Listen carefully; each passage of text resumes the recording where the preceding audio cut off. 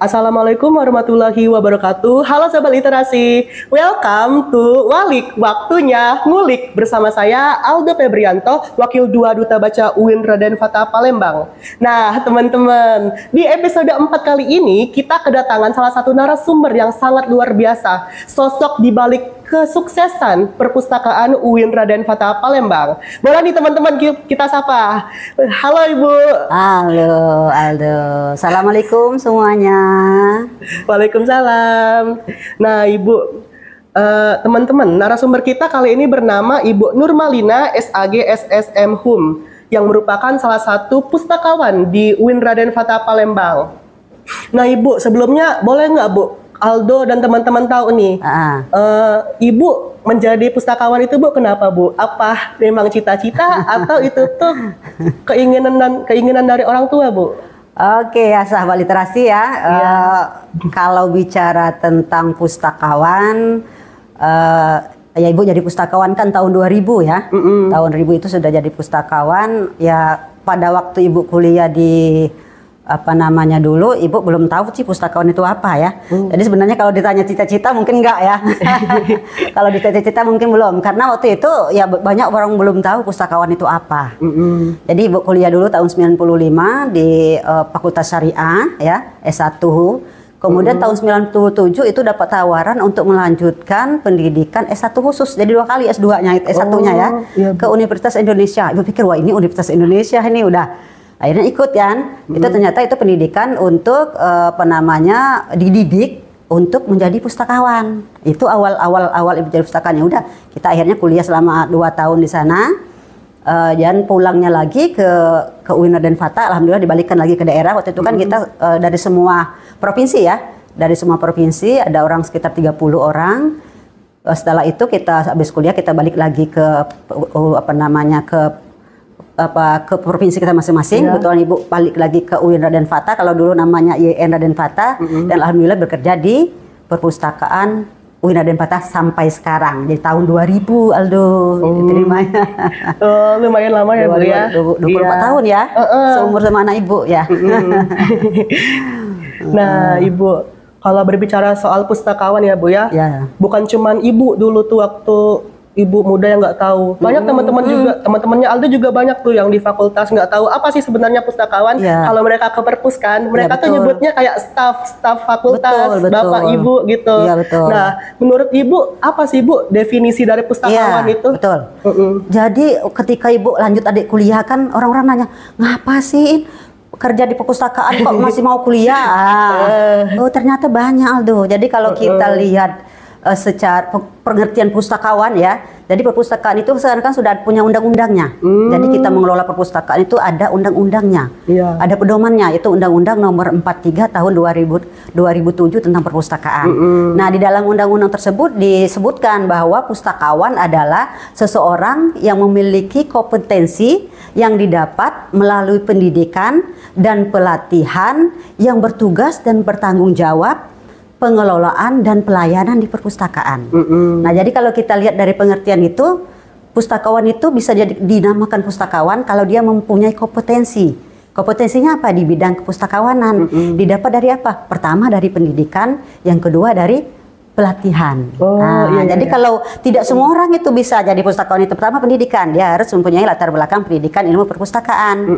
Yang kedua dia bisa memiliki pendidikan di bidang lain, tapi dia harus mengikuti diklat. Ada namanya diklat CPTA, diklat calon pustakawan tingkat ahli. Nah, setelah itu baru mereka bisa mendapatkan pustakawan, karena pustakawan itu sebuah profesi. Ya, jadi tidak semua orang sebenarnya yang bekerja di perpustakaan itu disebut pustakawan. Teman-teman ilmu baria teman-teman tentang definisi dari pustakawan.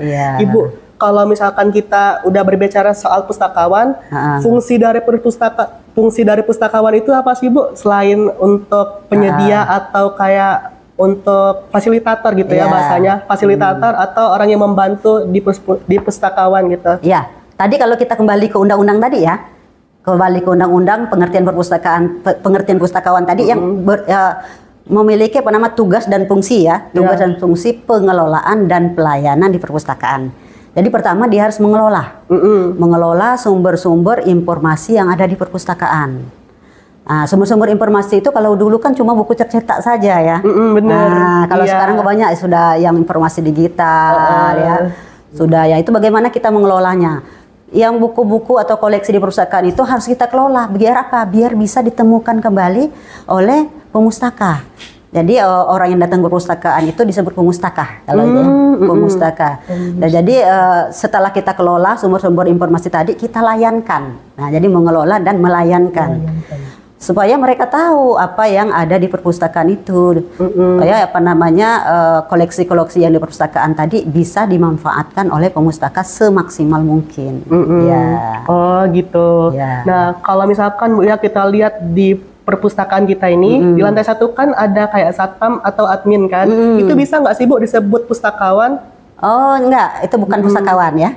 Kalau menurut undang-undang tadi ya, harus ada kriteria khusus. Ya, tapi yang bekerja di perpustakaan ya tidak semuanya pustakawan. Memang perpustakaan tidak bisa bersendiri, harus dibantu oleh tenaga-tenaga teknis lainnya. Boleh tahu nggak Bu? Kesibukan Ibu selain jadi pustakawan sekarang ngapain Bu? Kayak misalnya ada nggak sih Ibu kegiatan lain di luar kampus atau kegiatan di luar universitas gitu? Ya, selain pustakawan ya yang bekerja di perpustakaan sini, Ibu juga sekarang aktif mengajar di Fakultas Adab dan Humaniora karena kita punya jurusan ilmu perpustakaan. Ibu juga sebagai tutor di Universitas Terbuka ya. Ibu kebetulan mengajar karya ilmiah. Ya, karya ilmiah di Universitas Terbuka di prodi ilmu perpustakaan. Aduh, ibu umurnya udah lumayan tua tapi masih produktif banget. Jangan tua do, senior. Senior, sorry Bu. Iya. Ya, Ibu kelahiran tahun 50, sudah 54 tahun ya. Kerja di tapi masih produktif banget. Oh iya, harus. Harus produktif ya, harus produktif. Apalagi kita sebagai pengolah informasi, ya, kita harus mengikuti perkembangan zaman. Ya, jangan sampai gaptek. Bener. Iya, kalau kita gaptek perpustakaan kita ditinggalkan ya. Iya, apalagi kan Bu di era society sekarang ini kan teknologi itu semakin di depan. Ya, betul. Ya. Aldo dengar juga Bu ya, Ibu tuh kemarin ada dapat gelar baru ya? Oh, apa tuh jadinya? Gelar apa itu Bu? Ya, jadi Ibu sebenarnya apa ya? Memang keinginan untuk mendapatkan ilmu, mendapatkan informasi itu sangat tinggi ya. Walaupun Ibu sudah berumur tadi itu ya, tapi masih ingin mencapai sebenarnya bukan gelar sih yang dicari ya. Cuma karena Ibu ingin menimba informasi, ingin mendapatkan ilmu setinggi-tingginya. Ya kemarin baru promosi ya, promosi doktor di Pascasarjana UIN Raden Fatah untuk program studi peradaban Islam. Wih, keren banget. Boleh nih teman-teman tepuk tangan buat Ibu. Makasih. Nah, teman-teman, jadi kalau misalkan teman-teman ingin produktif atau belajar, itu nggak ada batasan umur, teman-teman. Nah, apalagi kan sekarang nih banyak tuh anak muda yang kayak males atau mager gitu ya bahasanya. Malu dong sama Ibu.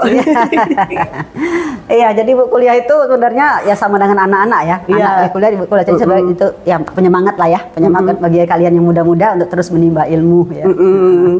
Nah, Ibu tuh kan udah lumayan lama kan di perpus, sekitar 20 tahun Bu 24. Ya? Nah, 24 tahun Bu. Boleh nggak Bu Ibu ceritain kayak sejarahnya secara singkat, sejarah dari perpustakaan UIN Raden Fatah dari kampus A ke kampus B ke Raffat Tower. Ya, jadi tahun Ibu mulai jadi PNS pustakawan sudah tahun 2000 ya. Tahun 2000 itu kita waktu itu kan masih namanya YIN Raden Fatah. Masih berada di kampus Sudirman ya. Nah, pada waktu itu ya kita masih menempati perpustakaan yang memang sudah 2 lantai, tapi luasnya itu sekitar 900 meter persegi ya. 2 lantai, dan pada waktu itu belum ada otomasinya, sarana prasarananya belum lengkap. Ya mungkin memang waktu itu ya keadaan atau kondisi ya. Nah, alhamdulillah tahun 2014-15 ya. Waktu Ibu jadi kepala perpustakaan periode 2014, kita bagaimana semaksimal mungkin untuk supaya perpustakaan kita itu sudah terotomasi. Jadi jangan lagi manual. Nah, alhamdulillah 2015 kita sudah sudah melakukan upaya untuk otomasi perpustakaan dengan program itu SLIM ya, Selayang Library Management System. Alhamdulillah waktu itu disupport oleh pimpinan. Nah, sehingga kita sudah terotomasi. 2017 juga kita karena perpustakaan perguruan tinggi itu kan tempat menyimpan karya-karya ilmiah ya. Benar. Maka kita butuh suatu wadah tempat menyimpan karya-karya ilmiah sivitas akademika. Akhirnya kita juga bekerja sama dengan pusat pangkalan data. Karena kita tidak bisa bekerja sendiri, Bener. kita membuat suatu repository ya, repository Unraden Fata. Nah tahun 2019 kita pindah ke Rapat Tower, gedung perpustakaan Rapat Tower 2 lantai ya, 2 lantai. Tahun 2020 kita pindah ke sini, ke Jakabaring dan sampai sekarang. Alhamdulillah fasilitas yang ada sekarang ya, ya sudah bisa dilihat ya Aldo ya. Alhamdulillah sana prasarananya. Sistem sudah terotomasi, ya alhamdulillah sudah, alhamdulillah sudah lengkap dan sudah ada perubahan dari tahun ke tahunnya. Alhamdulillah, Ibu sangat bersyukur sekali. Alhamdulillah. Ya. Ibu, kalau misalkan Ibu di perpustakaan kan Bu deket banget kan, udah bersahabat dengan namanya buku kan. Ibu pasti suka nulis kan? Oh ya. Suka nulis dan suka baca juga. Nah, Ibu itu Bu, Ibu lebih suka nulis atau baca Bu? Soalnya kan kayak sama-sama penting bagi pustakawan kan. Kalau baca hobinya baca novel. Nah, sama Bu, Aldo juga. Baca novel. Tapi sekarang benarnya Ibu kuliah itu karena juga Ibu pengennya nulis, belajar nulis, pengen menerbitkan buku, pengen sekali nanti ya karya Ibu tuh ada dirujuk oleh orang. Ketika orang ingin merujuk suatu ada nama Ibu yang dirujuk di situ. Itu pengennya nanti disertasi Ibu ini mau diterbitkan menjadi buku dan itu bisa menjadi rujukan bagi peneliti-peneliti setelah Ibu nantinya. Aduh, keren banget sih Ibu. Iya. Boleh tahu nggak Bu, Ibu ada nggak karya selain dari buku atau apa gitu? Lebih banyak ke antologi sih sebenarnya. Ke antologi. Ya. Jadi Bu ikut ada kelas menulis. Kelas menulis itu kita membuat antologi. Ya lebih mengisahkan pengalaman lah ya. Kalau dulu kan ada bangga menjadi pustakawan. Nah, di situ Ibu menulis bagaimana proses Ibu menjadi pustakawan. Terus juga Ibu pernah menulis pada masa pandemi ya, pandemi COVID-20 kemarin, Ibu juga nulis bagaimana perpustakaan itu mampu bertahan di tengah pandemi COVID itu. Itu juga ada ya. Ya selain itu juga di jurnal-jurnal dan artikel-artikel ilmiah. Ya. Nah, berarti kalau misalkan teman-teman cari jurnal, kayak bingung referensi jurnalnya tuh di mana, teman-teman boleh kayak ketik di Google tuh nama Ibu Alin gitu. Nur Malina ya. Iya, pasti nanti keluar banyak jurnal-jurnalnya teman-teman. Khususnya tentang perpustakaan nanti ya. Oh iya. Tentang perpustakaan. Wah, pasti anak-anak atau teman-teman dari mahasiswa ilmu perpustakaan itu sering ya Bu mengakses jurnal yang Ibu. Insya Allah, mudah-mudahan ya. Tadi kan Bu, Ibu tuh ada menyinggung kan kayak COVID-19 kan. Nah, boleh nggak Bu, kami tahu nih, gimana sih proses pada saat itu? Apakah ada dukanya atau lebih banyak suka? Kebersamaannya tuh lebih dalam Bu? Kalau waktu COVID-19 kita waktu itu masih di Rapat Tower ya. Karena tahun 2019. Jadi kita di Rapat Tower tuh dari 2019 ke 2020. Nah, padahal kita kan baru pindah ya. Kita mau buka nggak boleh. Ya nggak boleh kan, karena waktu itu kan nggak boleh physical distancing, nggak boleh bersentuhan langsung kan. Nah, jadi ketika itu kalau baca boleh, kalau baca kan kita sudah punya e-library ya, sudah punya e-book, sudah kita sebarkan linknya ke ke mahasiswa bahwa kalian baca nggak perlu datang, kalian baca aja di link ini, di e-library ini, di repository juga. Tapi mereka mau bebas pustaka waktu itu. Mau bebas pustaka karena kalau kita terhambat mereka mendapatkan ijazahnya kan nanti terlambat. Nah oleh karena itu kita mencari upaya bagaimana sih caranya ini bebas pustaka supaya mereka tidak datang langsung. Akhirnya lagi-lagi kita berkoordinasi dengan pusat pangkalan data. Nah kita bicarakan ke mereka bagaimana ya caranya agar mahasiswa yang mau bebas pustaka ini tidak perlu datang ke perpustakaan, mereka cukup ngisi online. Dan mereka nanti ngeprint sendiri hasil bebas pustakanya. Alhamdulillah direspon oleh Pustipedi. Dan kita bisa melakukan bebas pustaka secara online sampai sekarang. Ya itu berkat COVID itu. Itu cerita ininya ya. Kalau cerita dukanya ya itu kita lama ya nggak ketemu sama mahasiswa.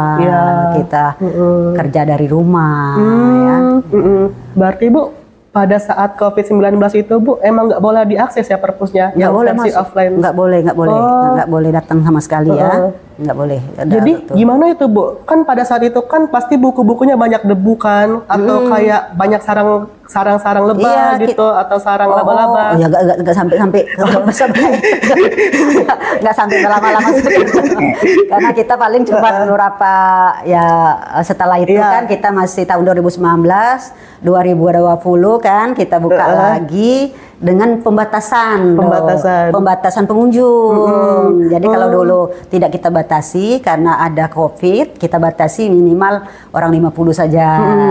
Itu juga harus pakai masker Bu itu? Pakai masker, masuk semua itu. Perlu sarung tangan juga nggak Bu? Iya. Kami melayani waktu itu pakai masker. Pakai masker. Wah, effortnya bukan main ya teman-teman. Emang pustakawan tuh keren-keren semua. Mereka tuh nggak cuman kerja doang, tapi bekerja untuk mahasiswa agar literasi di UIN Raden Fata ini makin meningkat dan juga makin meninggi teman-teman. Nah Ibu, pendapat Ibu apa Bu gini? Maksudnya Aldo gini Bu, pada saat tahun kepengurusan Bu Nurmala, itu kan kayak udah ada terobosan baru kan, proker baru, duta baca gitu. Menurut Ibu gimana Bu? Pendapat pribadi Ibu, apa sih plus minusnya atau gimana sih kayak proses duta baca itu dalam membantu UIN Raden Fata Palembang ini?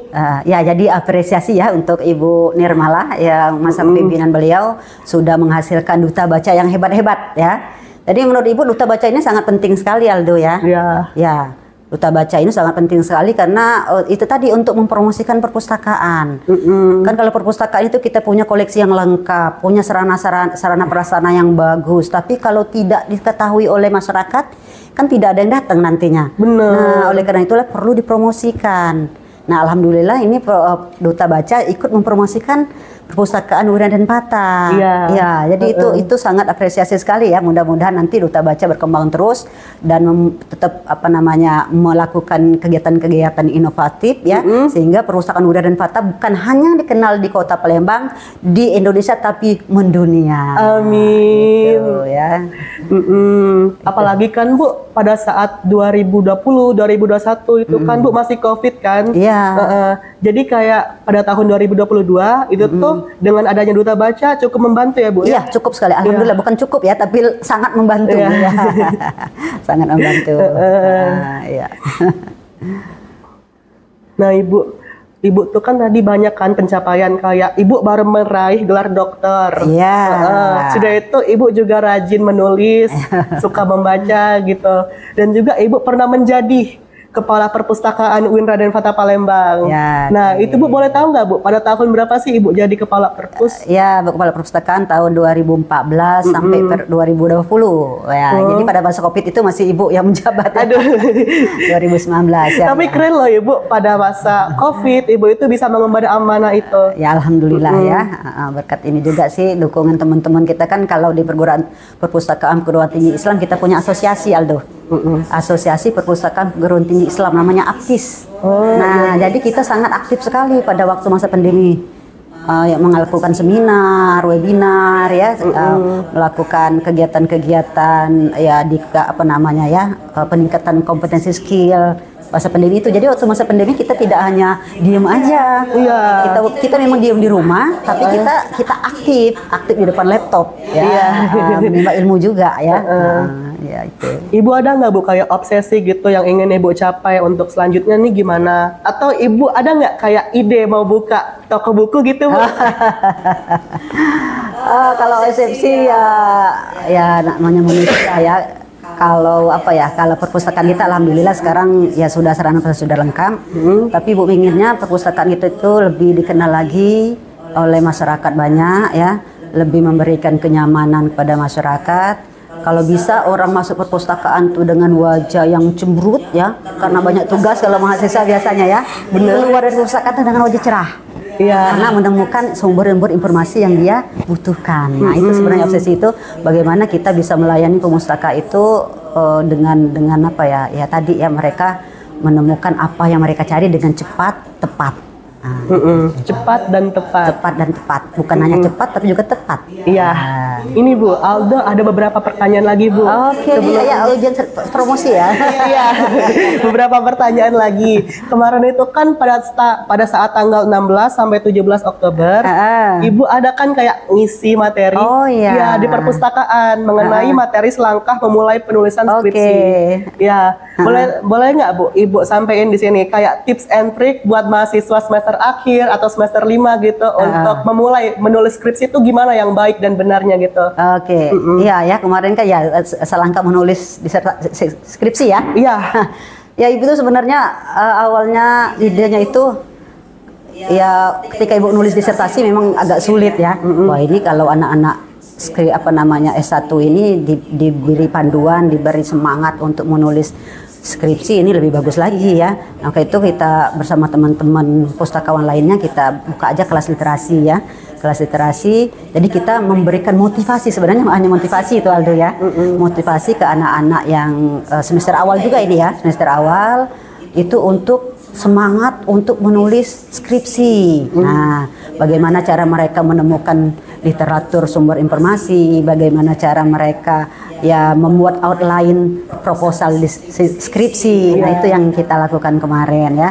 Jadi kita maunya ketika mereka memang sudah benar-benar sudah sampai waktunya untuk mengajukan proposal skripsi mereka sudah siap. Jadi itu kemarin diikuti ya anak semester 3 ya, semester 5 walaupun mereka belum harus mengajukan skripsi tapi mereka sudah punya modal. Punya modal bagaimana cara membuat outline skripsi, karena kemarin baru sampai proposalnya aja ya, karena baru selangkah. Iya bener. Ya. Emang Bu banyak yang ambis mahasiswa UIN ini. Baru semester 3 udah mau nyusun skripsi. Iya, tapi itu persiapan. Iya, bagus ya Bu ya. Iya bagus. Persiapan mereka penelitian sudah tahu bagaimana cara menelusur menemukan informasi-informasi ya. Nah Ibu mengenai skripsi, Ibu ada nggak Bu kayak sepatah dua kata gitu, kata-kata motivasi biar mahasiswa itu lebih semangat gitu menyusun skripsinya, biar teman-teman di universitas kita ini itu lebih semangat, kayak lebih yakin gitu. Mungkin lebih tepat moto hidup Ibu ya, manjada wajada. Ya, siapa yang bersungguh-sungguh dia akan berhasil. Jadi sesulit apapun yang kita hadapi, kalau kita bersungguh-sungguh, insya Allah akan ada jalan keluarnya. Allah tidak akan mengkhianati, apa kata orang tuh ya, usaha tidak akan mengkhianati hasil. Nah, jadi usaha dan doa ya bagi teman-teman yang sekarang sedang menulis skripsi, yaitu tadi menjada wajada, dan ada lagi satu trik ya, tulis apa yang kalian pikirkan, jangan pikirkan apa yang kalian tulis. Aduh, inspiratif banget teman-teman. Nah, jadi buat teman-teman semester akhir yang sedang menulis skripsi, semangat ya. Jangan nyerah teman-teman. Ingat orang tua kalian dan juga ingat cita-cita kalian. Dengan adanya cita-cita dan juga semangat dari dalam diri, nah itu tuh nggak ada yang bisa ngalahin kita. Kita itu bakalan lebih semangat dan juga bakalan lebih berusaha untuk menyukseskan kewajiban kita sebagai mahasiswa untuk terus belajar teman-teman. Nah Bu, tadi kan sudah tuh mahasiswa semester akhir. Aldo mau minta satu hal lagi. Iya, apa doh? Kata-kata motivasi untuk pustakawan Bu. Soalnya kan di pustakawan banyak di Palembang ini tuh, pustakawan di Palembang kayak mereka tuh masih cemberut atau misalkan masih males-malesan. Tapi kalau di UIN bagus, iya senyum-senyum semua, murah senyum. Ada nggak Bu kalimat biar lebih semangat gitu? Ya, kalau menurut Ibu apa ya, layani dengan hati. Nah itu. Jadi kuncinya itu kita melayani dengan hati, kita melayani dengan apa ya? Kalau kita melayani dengan hati itu kita akan semuanya itu menjadi tidak terpaksa ya Do ya. Jadi kita tidak terpaksa, kita bisa, kalau kita tidak terpaksa kan kita melayani dengan hati itu kita akan melakukannya dengan senang. Iya benar. Dengan senang, jangan dianggap bahwa itu beban ya. Jadi kita layani dengan hati, dengan senyum ya. Karena itu memang adalah profesi kita. Iya. Iya. Suatu hal yang dipaksakan itu nggak baik ya Bu ya? Betul ya. Oke. Terima kasih Bu untuk hari ini.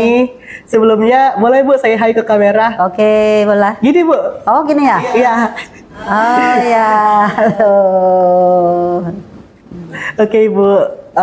teman-teman semuanya, sekian episode Walik keempat hari ini. Jangan lupa subscribe YouTube Perpustakaan UIN Raden Fata Palembang, dan juga jangan lupa ya teman-teman untuk memfollow IG Duta Baca UIN Raden Fata Palembang serta IG Perpustakaan UIN Raden Fata Palembang. Sekian saya akhiri. Wassalamualaikum warahmatullahi wabarakatuh. Waalaikumsalam warahmatullahi wabarakatuh.